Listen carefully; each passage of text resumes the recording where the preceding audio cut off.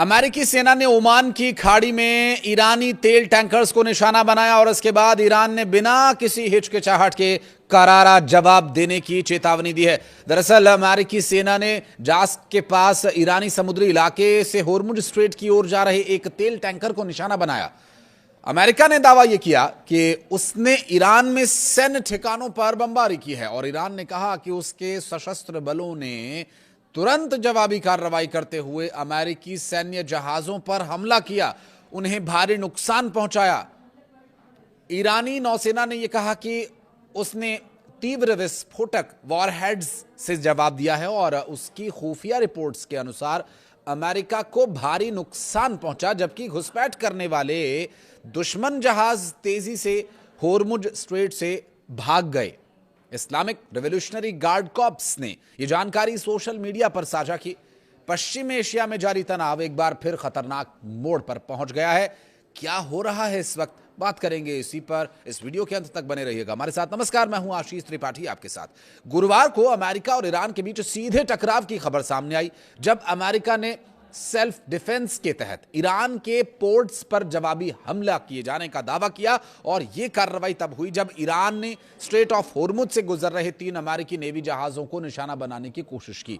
अमेरिकी central command के मुताबिक USS Truxtun, USS Rafael Peralta और यूएसएस मेसन जैसे 3 गाइडेड मिसाइल्स डिस्ट्रॉयर इंटरनेशनल समुद्र रास्ते से गुजर रहे थे और इस दौरान ईरान की तरफ से मिसाइल, ड्रोन्स, छोटे बोट्स के जरिए यह हमला किया गया। हालांकि अमेरिकी सेना ने दावा किया है कि सभी हमलों को हवा में ही नाकाम कर दिया गया और किसी भी जहाज को नुकसान नहीं हुआ। जवाबी कार्रवाई में अमेरिकी सेना ने ईरान के केशम पोर्ट और बंदर अब्बास में मौजूद सैन्य ठिकानों को निशाना बनाया। इन ठिकानों में मिसाइल और ड्रोन लॉन्च साइट्स। इसके अलावा अगर बात करें इस पूरे हमले की, तो इन परिस्थितियों में कमांड सेंटर और इंटेलिजेंस की जो सिचुएशन थी वो सिस्टम इसमें इन्वॉल्व थे और अमेरिका ने साफ कहा कि वो तनाव बढ़ाना नहीं चाहता, लेकिन अपनी सेना की सुरक्षा के लिए हर कदम उठाने के लिए तैयार है। ट्रंप ने जवाबी हमले को हल्का बताया और इसे लव टैप यानी प्यार से दी गई थपकी बताया, जबकि अमेरिकी राष्ट्रपति डोनाल्ड ट्रंप ने कहा है कि अमेरिका ईरानियों के साथ बातचीत कर रहा है। ईरान और अमेरिका के बीच एक अस्थायी समझौता बातचीत चल रहा है और वहीं न्यूयॉर्क टाइम्स की एक रिपोर्ट के मुताबिक दोनों देश 30 दिन तक संघर्ष रोकने और होर्मुज स्ट्रेट को व्यावसायिक जहाजों के लिए फिर से खोले जाने के प्रस्ताव पर चर्चा कर रहे हैं। रिपोर्ट में 3 सीनियर ईरानी अधिकारियों के हवाले से यह कहा गया कि यह एक पेज का प्रारंभिक फ्रेमवर्क है। इसके तहत दोनों पक्ष 30 दिन तक सैन्य कार्रवाई को रोकेंगे और इसी दौरान स्थायी समझौते पर बातचीत जारी रहेगी। ईरानी अधिकारियों के मुताबिक बातचीत अब भी जारी है और दोनों पक्ष लंबे समय के समझौते की भाषा और ढांचे पर प्रस्तावों का आदान प्रदान कर रहे हैं। रिपोर्ट्स के मुताबिक बातचीत में सबसे बड़ा विवाद ईरान के परमाणु कार्यक्रम और उच्च स्तर पर समृद्ध यूरेनियम के भंडार को लेकर है। अमेरिकी पक्ष चाहता है कि ईरान पहले ही इस पर स्पष्ट प्रतिबद्धता दे। ईरानी अधिकारियों ने दावा यह किया कि अमेरिकी वार्ताकार चाहते हैं कि ईरान अपना समृद्ध यूरेनियम अमेरिका को सौंप दे। तीसरा ये कि परमाणु सुविधाएं बंद कर दे और 20 साल तक यूरेनियम डेवलपमेंट रोक दे। तो वहीं ईरान ने प्रस्ताव यह दिया है कि वो अपने यूरेनियम भंडार का कुछ हिस्सा कमजोर करेगा और बाकी किसी तीसरे देश, संभवतः रूस को सौंप देगा। ईरान ने 10 से 15 साल तक यूरेनियम संवर्धन रोके जाने की बात भी कही है। हालांकि 3 परमाणु सुविधाओं के भविष्य पर अब भी सहमति नहीं बन पाई है। ईरानी अधिकारियों के मुताबिक अस्थायी समझौते में 3 तत्काल कदम शामिल हैं। इनमें ईरानी जहाजों और बंदरगाहों पर अमेरिकी नाकेबंदी हटाना, होर्मुज स्ट्रेट को व्यावसायिक जहाजों के लिए फिर से बहाल करना, सीज फायर के तहत सैन्य कार्रवाई रोकना शामिल है।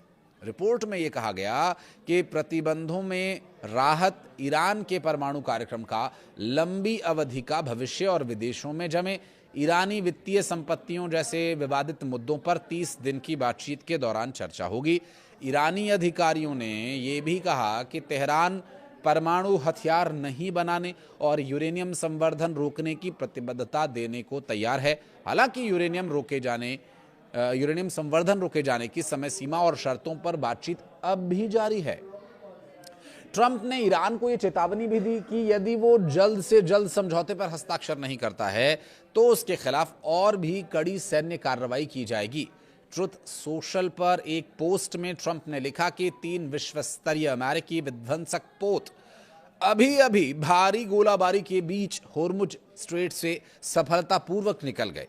आगे ये कहा गया कि तीनों विध्वंसक पोतों को कोई नुकसान नहीं पहुंचा है, लेकिन ईरानी हमलावरों को भारी क्षति जरूर हुई है।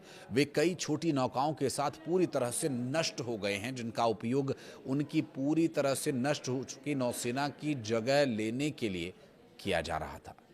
लेकिन अब ये किस तरह की बातचीत है, किस तरह का संघर्ष विराम है कि ये संघर्ष का विराम भी है और हमला भी जारी है, बातचीत भी हो रही है और हमले भी हो रहे हैं। आपको क्या लगता है कि क्या कहीं भी लड़ाई झगड़ा एक साथ और बातचीत एक साथ हो सकती है? अमेरिका ईरान पर हमले कर रहा है, ईरान उसका जवाब दे रहा है, ईरान अमेरिका को रोकने की कोशिश कर रहा है। कौन किसको कहां रोक पाएगा, हालांकि ये तो बहुत स्पष्ट नहीं है, लेकिन ये जो बातचीत का सिलसिला जारी है ये किस परिस्थिति में जाकर संपन्न होगा, ये एक अहम सवाल है। दरअसल इसके पीछे कई कारण हैं, जिनमें से एक कारण सर्वप्रमुख ये है कि ठीक ठाक कोई अच्छा मध्यस्थ उन्हें नहीं मिल पा रहा है। पाकिस्तान के माध्यम से मैसेज पहुंचाने की कोशिश हो रही है और पाकिस्तान उसमें अपनी लाग लपेट घुसेड़ करके आगे उसे फॉरवर्ड कर रहा है, और फिर ईरान को जो जवाब मिल रहे हैं वो सीधा अमेरिका से मिल रहे हैं। तो अगर देखिए, मध्यस्थ का मतलब है कि यहाँ का मैसेज वहाँ पहुँचाए और वहाँ का मैसेज यहाँ पहुँचाए, और मैसेज को इस तरह से पहुँचाए कि बातचीत खत्म होना कि एक बार फिर भड़क जाए। पाकिस्तान से क्या एक्सपेक्ट कर सकते हैं आप? खुद ईरान ने कई बार इस बारे में बोला है कि पाकिस्तान अच्छा मध्यस्थ नहीं है, लेकिन अब ईरान की क्या कोई मजबूरी है कि फिर भी वो पाकिस्तान चैनल के थ्रू ही बात करने के लिए मजबूर है या बातचीत कर रहा है? बहरहाल आप कुछ कहना चाहें तो कमेंट सेक्शन में जरूर बताइएगा। इस वीडियो को यहाँ तक देखने के लिए बहुत बहुत धन्यवाद। Our military is unbelievable. They're doing an unbelievable job. We're negotiating with the Iranians. We have, you probably heard, we took our 3 destroyers and we rammed them through some pretty big stuff today, and we knocked the hell out of them. The destroyers weren't hurt in any way.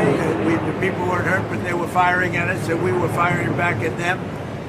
And our firepower was a hell of a lot stronger than theirs, and they knocked the hell out of them. They took down a lot of small boats. You know, we call them